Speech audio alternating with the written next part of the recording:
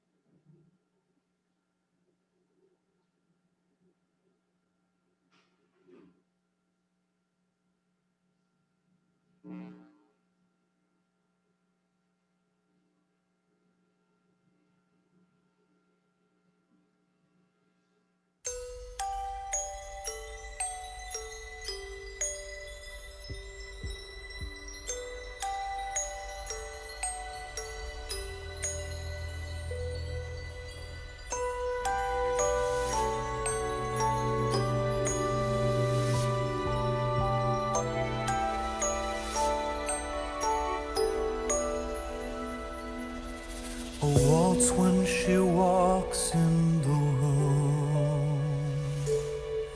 She pulls back the hair from her face. She turns to the window to sway in the moonlight. Even her shadow has grace. A waltz for the girl out of reach. She lifts her hands up to the sky. She moves with the music. The song is her lover. The melody's making her cry. So she dances in and out of the crowd like a glance. This romance is from afar, calling me silently.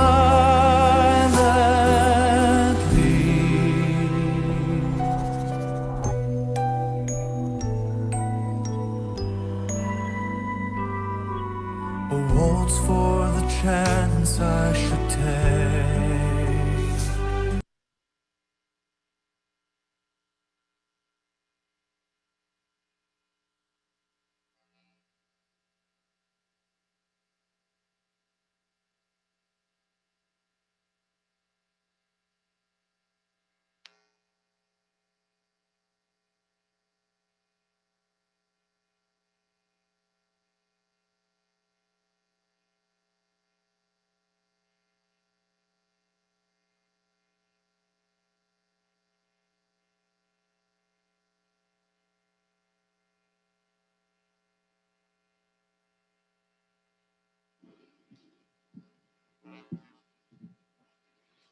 In the fall of this year, several Parker School teachers were willing to share some of their journal entries from when they were in middle school and high school. For us, it was a great opportunity to see the perspectives of some of the teachers we know so well when they were our age.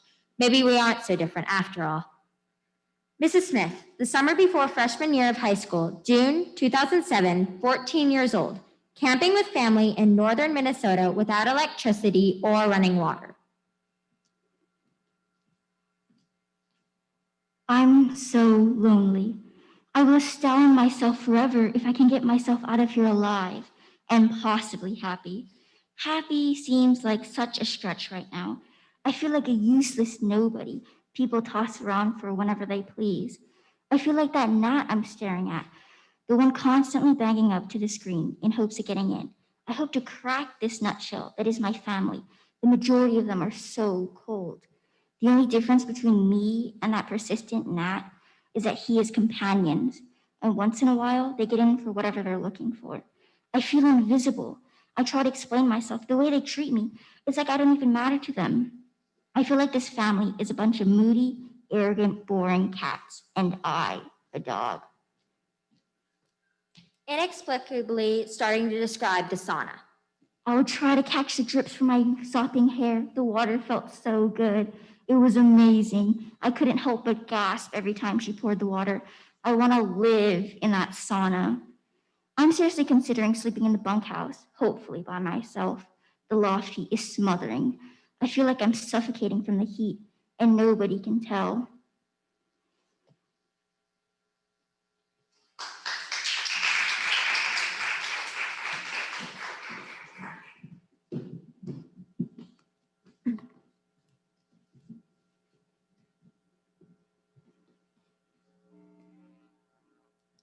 Miss Smith, early morning, June 24, 2007, still camping in northern Minnesota.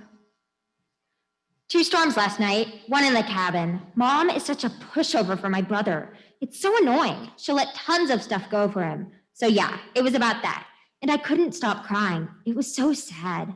Another storm was outside. It was cool. The storm and endless crying contributed to one of the longest nights of my life. And it's not like crappy long. It's not like good long. It's like crappy long. It's not like Christmas. It just sucked. This morning, I realized that this cabin did not live up to my imagination or expectations. I imagined a nice flat green plane that I could read on or put my nail on or something. It's so rocky instead. I expected a semi-gorgeous view of the lake from my loft window. All I'm looking at is pine trees and stupid bugs trying to get in the screen. I imagined a hot tub, not a sauna. You can't be washed with a sauna. Don't they make you sweat more? What's the point of that? It's a wooden room that gets deathly hot. I guess to some people that's relaxing. Not to me. Yesterday, I went on the most horrendous hike, worst hike of my life. Countless ticks and a plethora of mosquitoes, and 3 somewhat spoiled indoor girls who were about to punch a tree out of frustration. Thank the Lord I didn't get any ticks. I felt bad for Mom. The stupid bugs were biting her through her clothes. Bugs are the scum of the earth. I was complaining about the hike, in my mind, of course, because I'm a very good child. Then my nice charitable side of me thought about how a lot of people don't get to experience the Boundary Waters. Then the other more fun, meaner side of me felt lucky them. Seriously, it was absolutely miserable, full of stinky outhouses, loud echoes, water bugs, and hidden animals. Later, I'm doing lots of reading lately. It's the only thing that holds my interest in this place besides the tiny amount of food we have. I'm so bored. I don't feel like doing anything because of the bugs. I just want to go home and eat and get on Facebook and watch TV. That's all I want.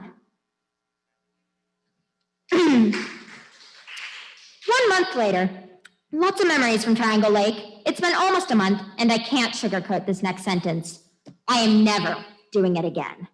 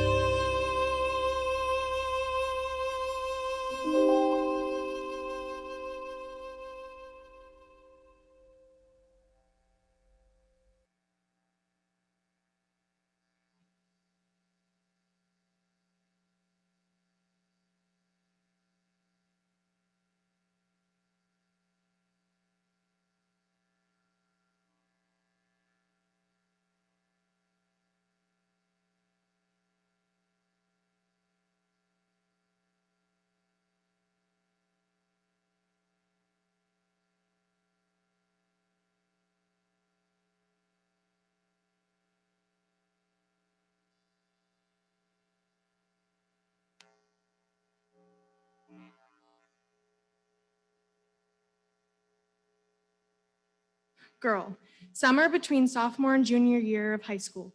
Admission to a juvenile psychiatric ward for anorexia. The doors locked behind us.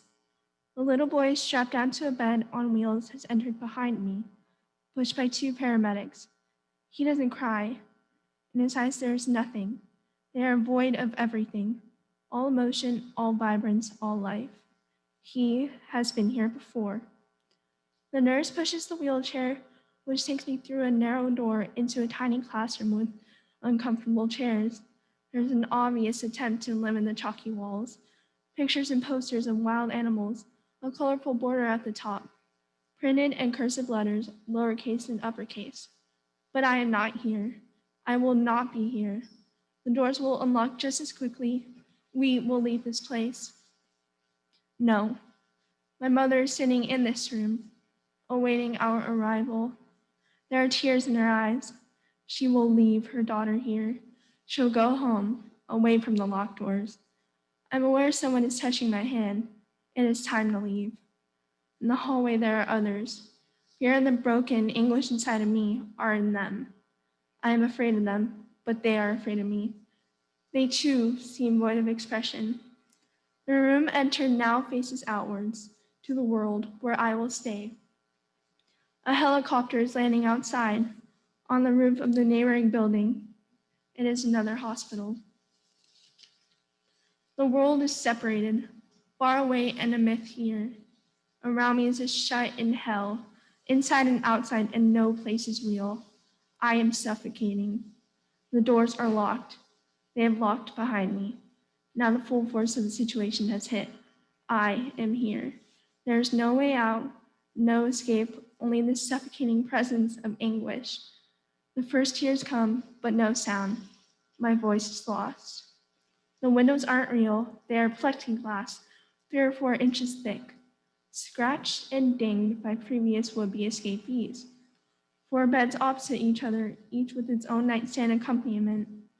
The bathroom, door locked, and 3 closets. The walls are whitewashed blank. 1 bed is free, 1 nightstand is bare. These will be mine. There's nothing here, nothing matters. I climb onto the wooden nightstand next to the window and look down 5 stories to the pavement where free people walk. I pull my knees to my chin and cry, nothing matters.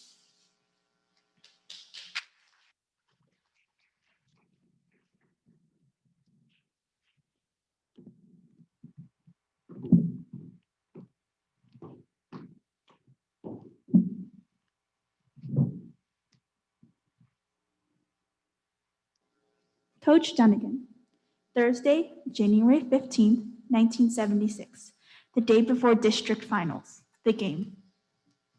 Practice was simple, upbeat. We talked about our goal of getting to the state tournament and ending Lafayette's reign of beating us for 3 years in district finals. Didn't get much sleep. What was on my mind was that this could be the last game I play with my friends who I've played with since the 8th grade. I was also good friends with Lafayette's players, as I played AAU basketball with them for a few years. We are friends until we step on the floor. Then we're enemies for 2 hours. Friday, January 16th, 1976, game day. Lots of energy at school, not much focus in class. Coach told us to be at the gym at 5:30. It was a cold day, around 20 degrees. Tonight, I drove myself. When I got to the game, the crowd was lined up 2 blocks outside the gym. Basketball in 1976 was considered one of the best years in St. Joseph basketball. It was the only game of the night. Everyone in town would be trying to get into the game. Game time was 7, and we were told the gym was full at 6, and people were turned away. My walk to the gym I had taken many times in the last 4 years. Once in the locker room, I could hear the music blasting from Lafayette's room.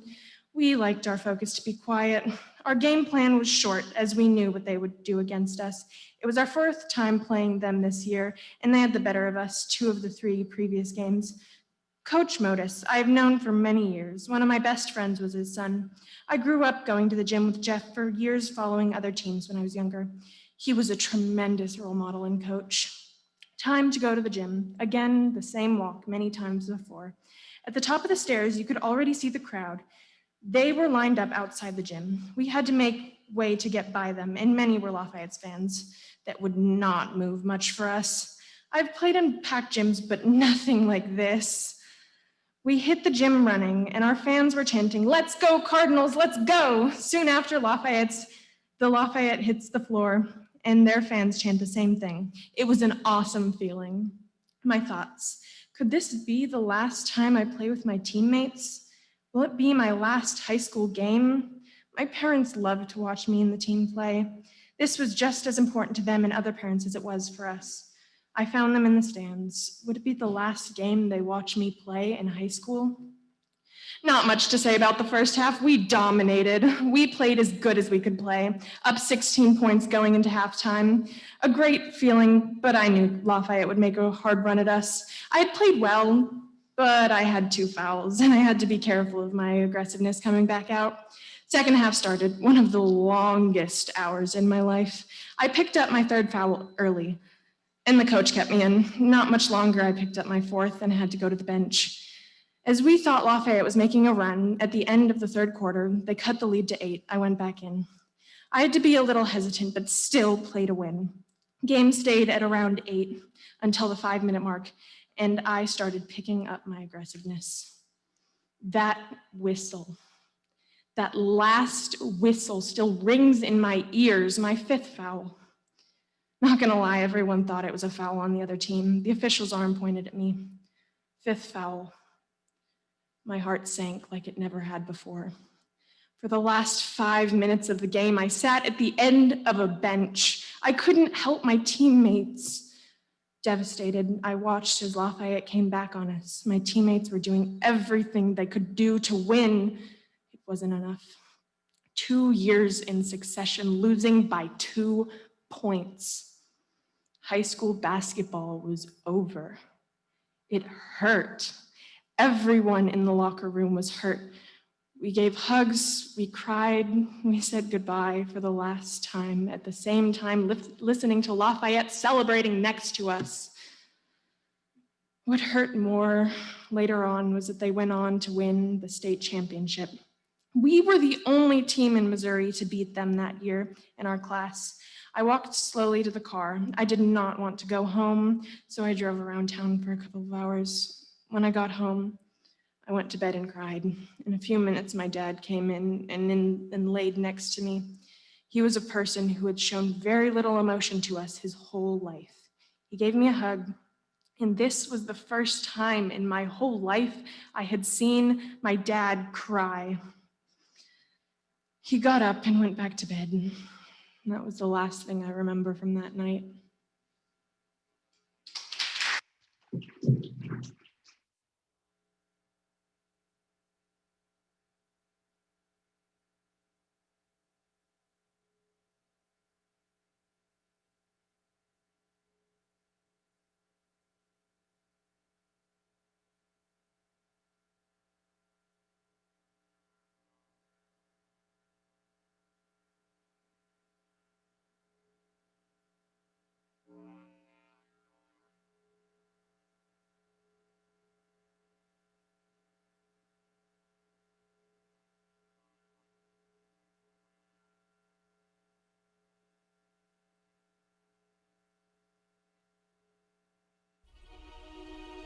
birds flying high. You know how I feel. Sun in the sky. You know how I feel. Breeze drifting on by. You know how I feel. It's a new dawn. It's a new day. It's a new life for me. And I'm feeling good. I'm feeling good.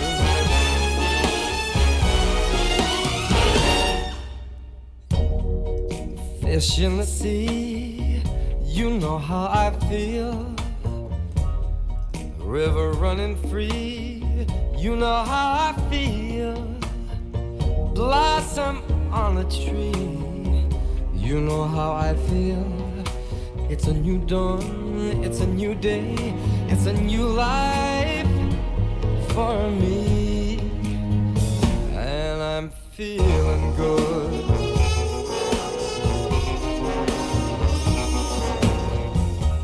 Dragonfly out in the sun, you know what I mean, don't you know? Butterflies all having fun, you know what I mean. Sleep in peace when day is done, that's what I mean. And this old world is a new world and a bold world for me. For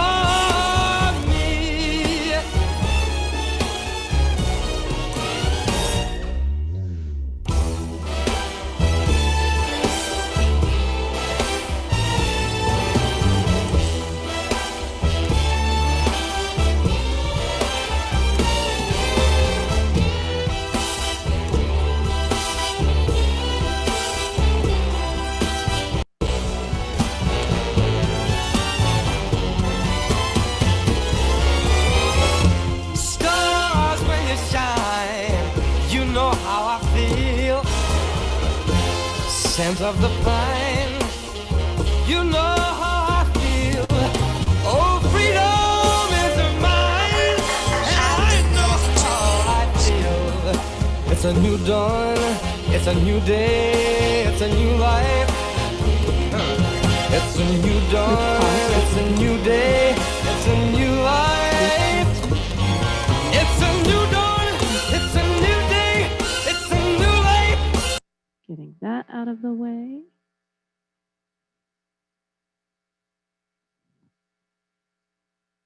And here we go, back on track.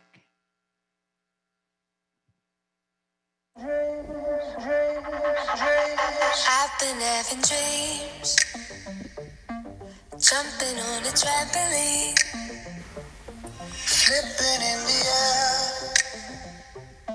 I'll never land, just float there. As I'm looking up, suddenly the sky erupts, flames that light the trees, spread to fallen leaves. Now they're right above me. When if I'm on fire, how am I so deep in love? When I dream of dying, I never feel so loved. I've been having dreams, splashing in a summer stream, tripping, I fall in. I wanted it to happen. My body turns to ice, crushing way to paradise. Solid black or gold, lying in the cold. I feel right at home.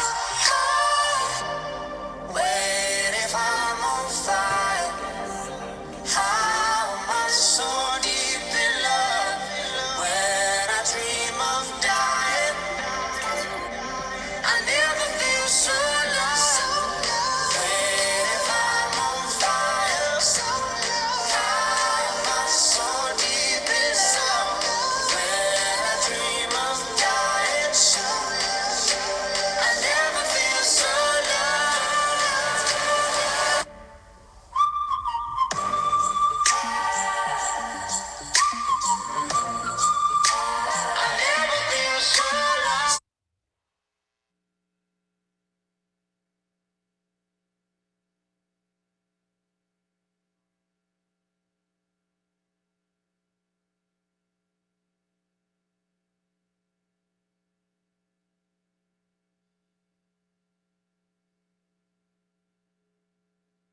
Welcome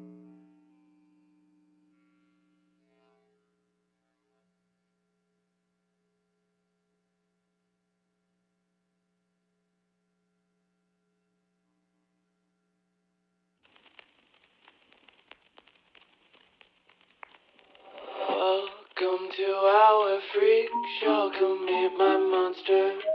Oh, such a fine collection of stranger things. My patience running thinner on this melting clock. Cerebrum gel with thoughts most would consider odd. To think you're any different from an animal or creature sick as you should be put down, but I can't help myself.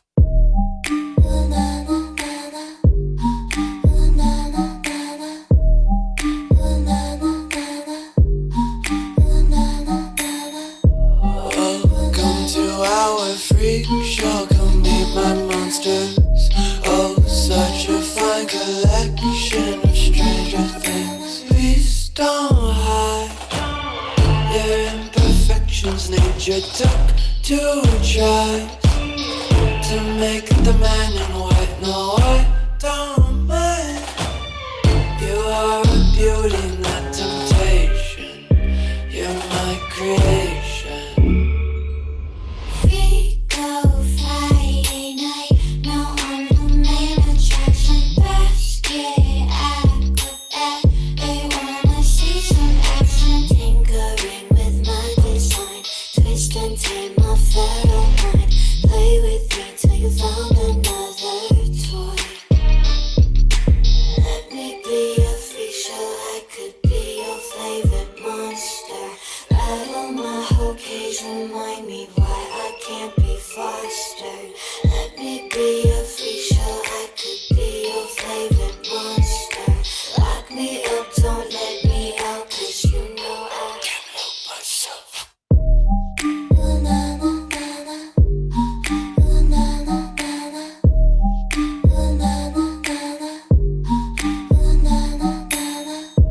Welcome to our freak show, come meet my monsters. Oh, such a fine collection of stranger things. You're wasting all of your time finding the cure when there's no disease. You're wasting all of your talent on an audience that sees a freak.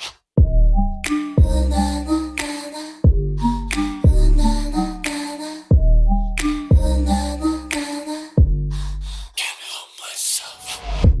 Welcome to our freak show, come meet my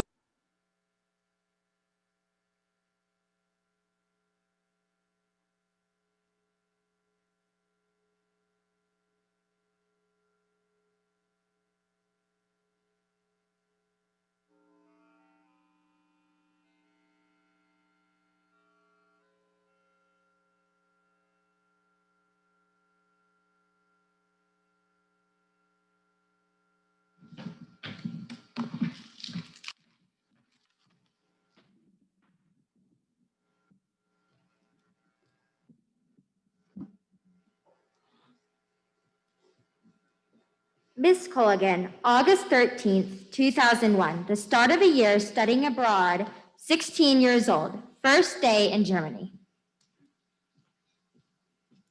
Well, the day has finally come. I am now in Germany. DC was great the past 3 days. A lot of meetings and such. A little boring, but overall a blast. I met so many great people, and now I get to spend a month with them.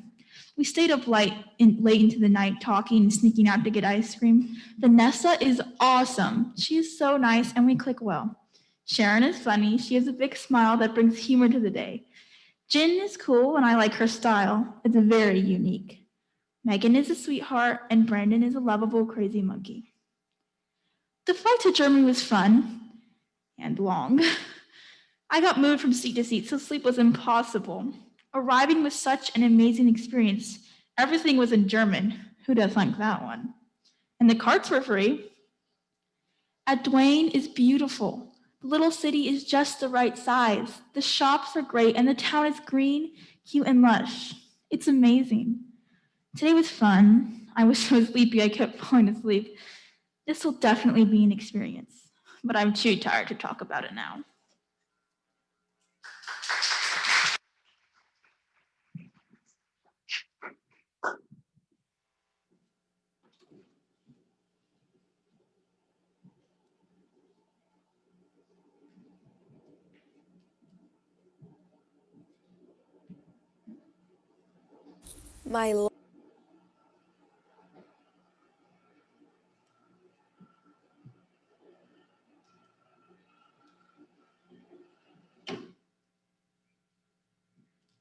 Miss Colligan, August 2002, the last day of study abroad, 17 years old.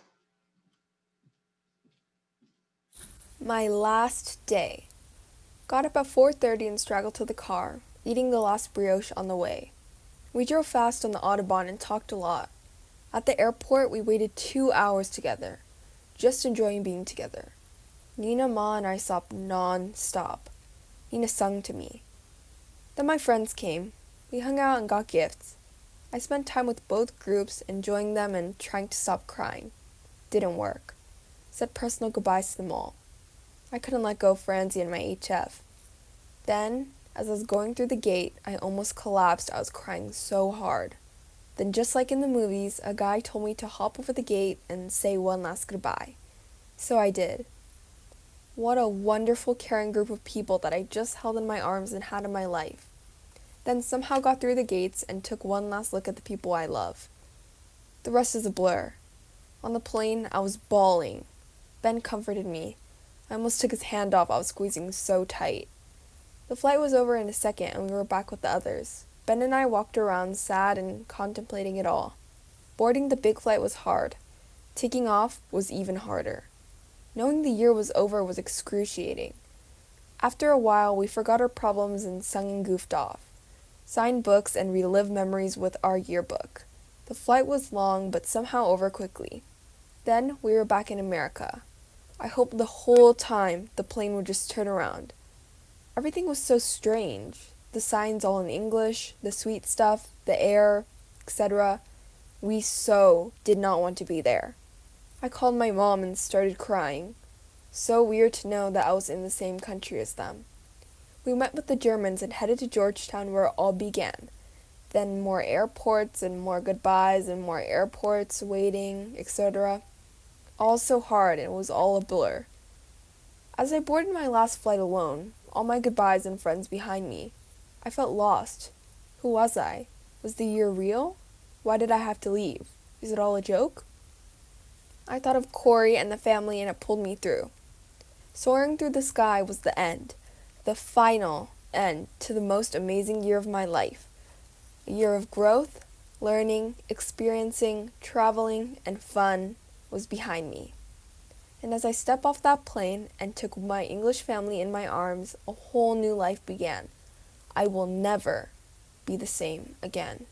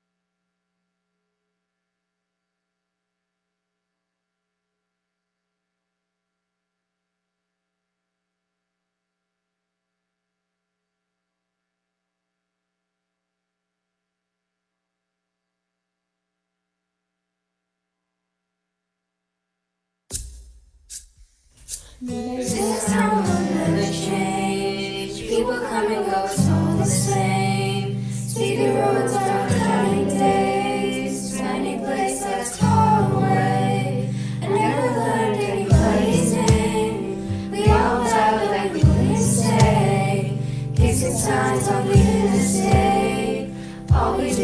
sitting way outside in our idle town. In our idle town. Yeah, we invent our own little games. When the lights out at the stadium play, making life a spinning arcade. Curfews at midnight, we watch the sunrise. We watch the sunrise. We watch the sunrise. When the air is thin, we're getting dizzy and they're noticing. While everybody's off partying, we're watching stars like Christ screen. And now we're kicking up to seventh gear, and we're breathing in the atmosphere. I don't even need a sip of beer. I can feel it all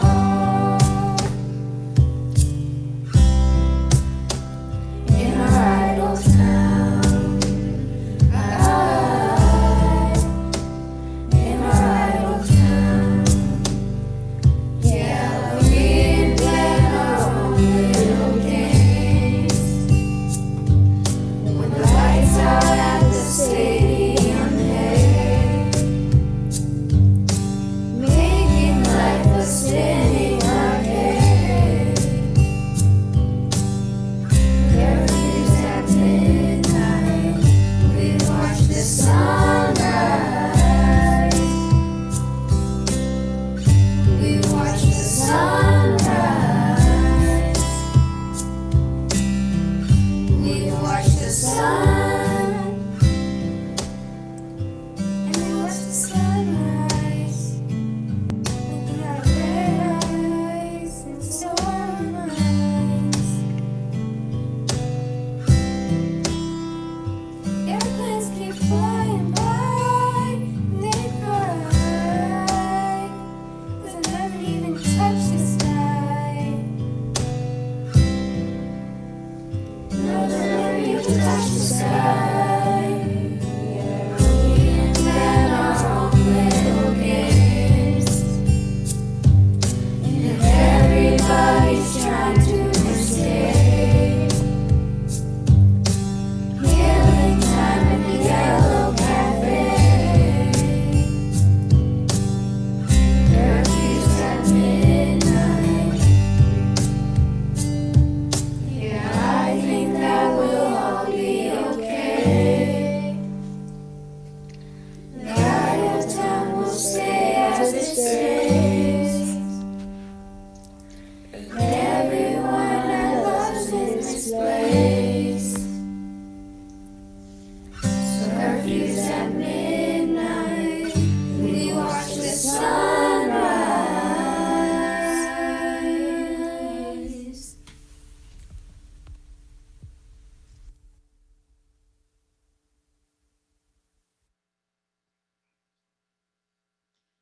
And just to avoid any confusion, that obviously included video clips both pre and post pandemic.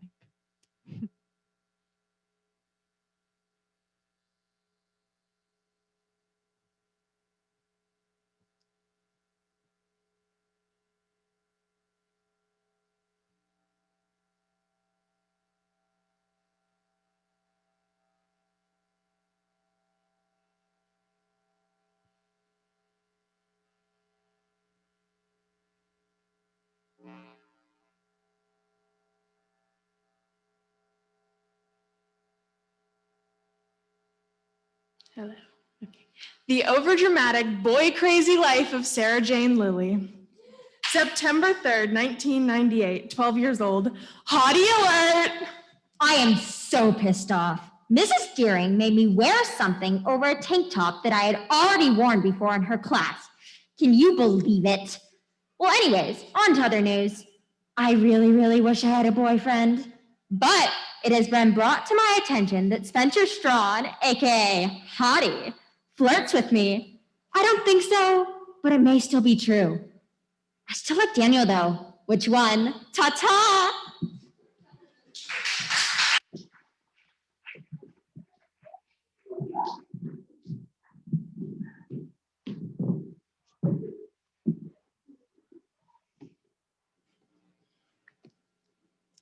June 7th, 1998, starting camp and a walk to find Jesus.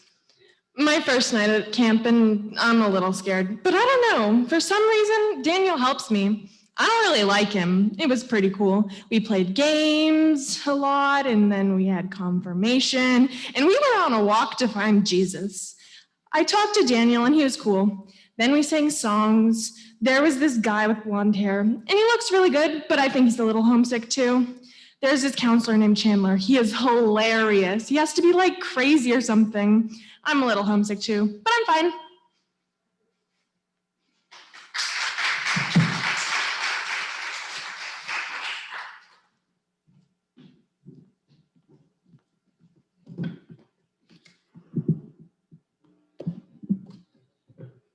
June 10th, 1998, kickball, games, and kissing.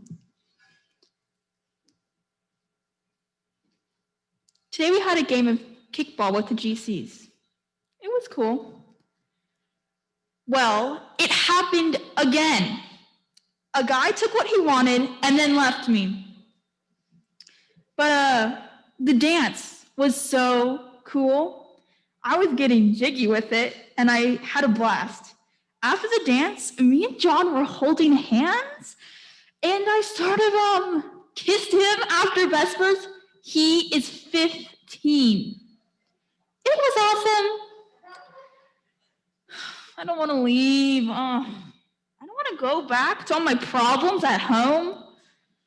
Oh, well.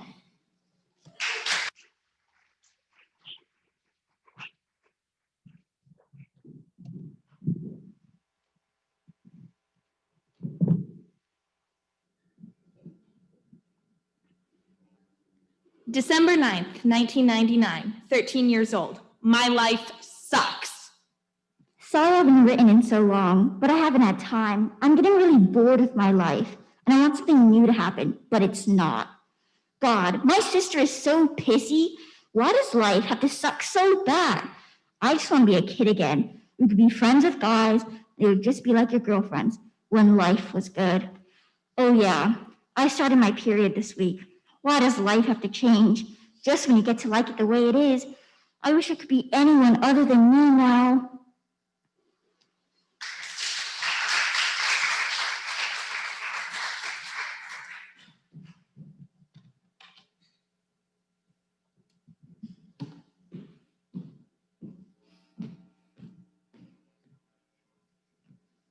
January 6th, 2002, 16 years old.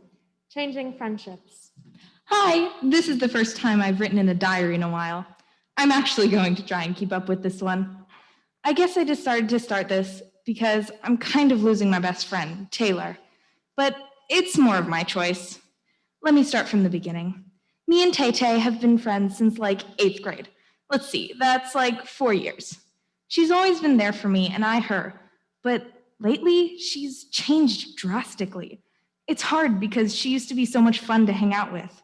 But now, all I hear when I'm with her is nagging. She treats me like I'm 5.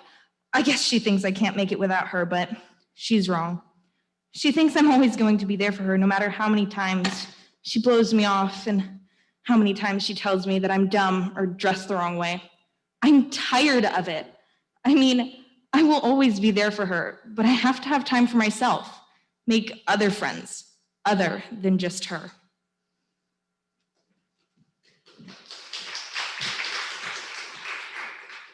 January 8th, 2002, 16 years old. Well, Tay came over today. As much as she can hurt me, I'll always need her and miss her. It's such a confusing situation because all this is so dramatic, which you'd think I would feed off of, but I really just get tired of it. It's so petty. He didn't call me, or it's sketchy she's hanging out with him. I mean, people can do whatever they want to do, and no one is going to stop them. Girls are the worst.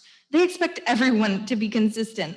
I just want to smack them sometimes and yell, "It's not always going to be this good. Enjoy it while it lasts." There is a quote. There's these people that know you in this way that no one else can, because they've seen you change. They've let you change. And I realize now that that is what I have to do with Tay. I know she'll piss me off and hurt me, but I have to let her change. And no matter what, we'll always be best friends.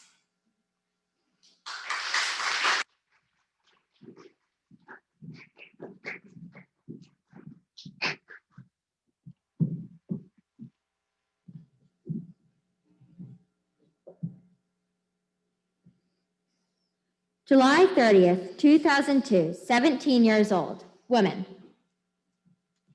Women today are all too often faced with the question of who they are, especially those of my age, 17. At 17, it is hard to find the answer with friends, parents, colleges, schools, and oddly enough, guys. Of the girls I have become close to, many associate who they are with the male they are with. I find this baffling. Most guys our age don't give a crap about anything, especially girls. And here we are throwing our entire being into them. Do these people consider their relationships healthy?